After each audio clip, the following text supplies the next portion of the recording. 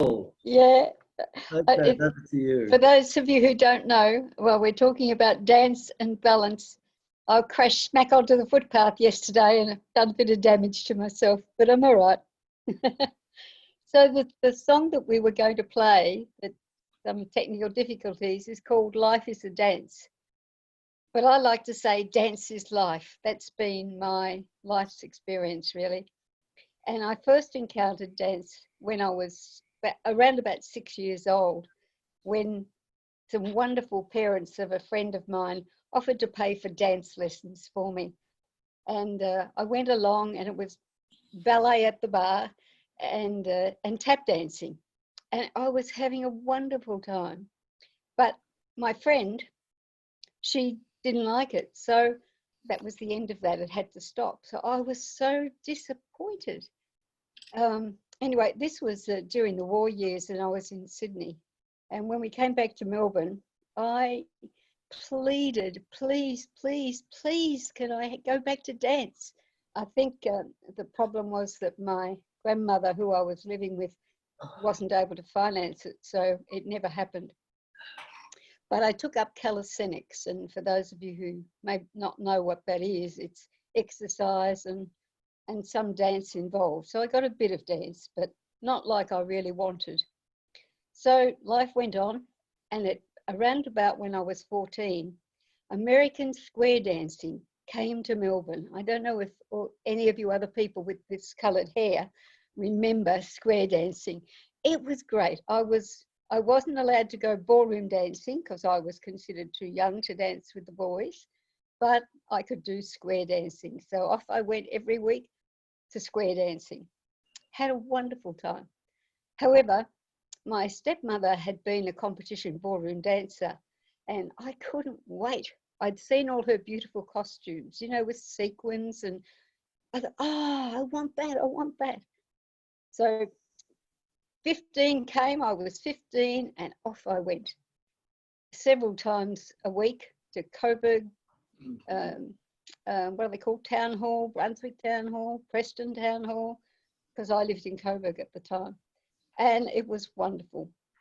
But then I met a wonderful man, and we got engaged and we got married.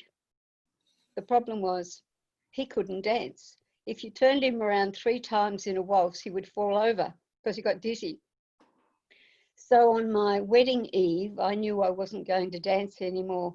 So off I went to the local ballroom and danced myself silly for the whole night, because I knew I was not going to be able to do that. Probably, well, at that time, it was the rest of my life. You know, you get married for life. However, that didn't last. It lasted about 15 years. But then that was the end of my marriage, unfortunately. But in the early 70s, I don't know if any of you know or have heard of the Augustine Centre.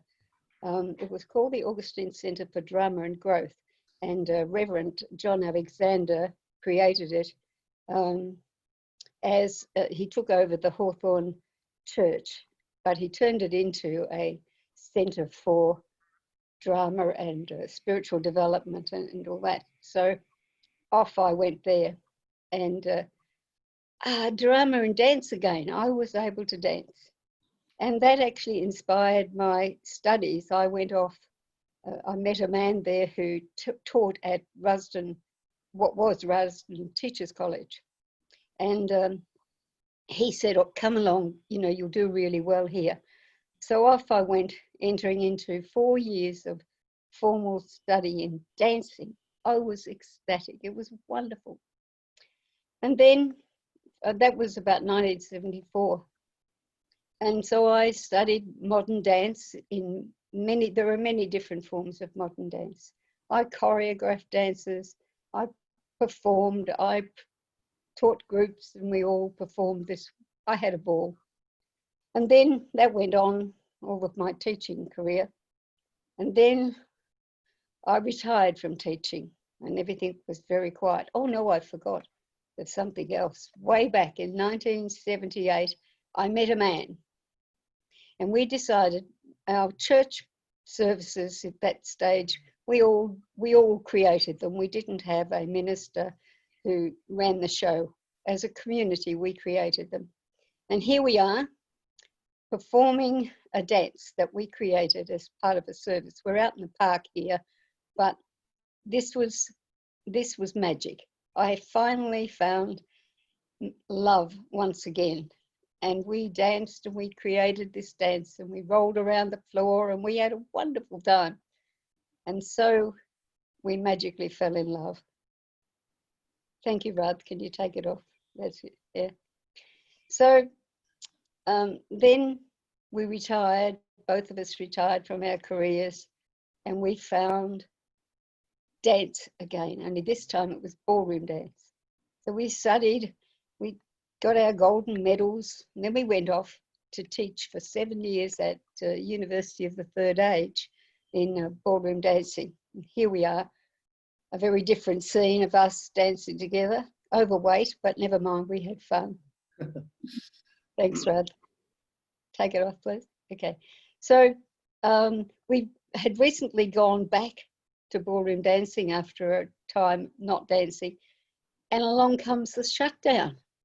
So we've had to stop again. But never mind. So our dancing's on hold. But I would like to read a poem that I wrote probably back in the 70s when I was young and fit and dancing. So, to dance, to feel my body move, alive and free, expressing me, to bend and arch, to float and drift, softly, fluidly, tenderly aware of myself, to leap, to run, the wind rushing past, head back, hair flying, rushing at the world, eyes shining, heart pounding, the joy of turning fast, then slow, pause to catch a breath, walking slow, warm inside and satisfied, until the chance to dance again, to move, to feel, to describe with my body the things I can feel inside: love, hate, excitement, anger, joy, sadness, longing, to feel the beauty of my body in expression of myself. And then I had, that's the end of the poem, and then I had a thought about, where's the spirituality in this? And so off I went onto the web to see what I could find. And I found a little piece by a lady called LaToya Princess Jackson.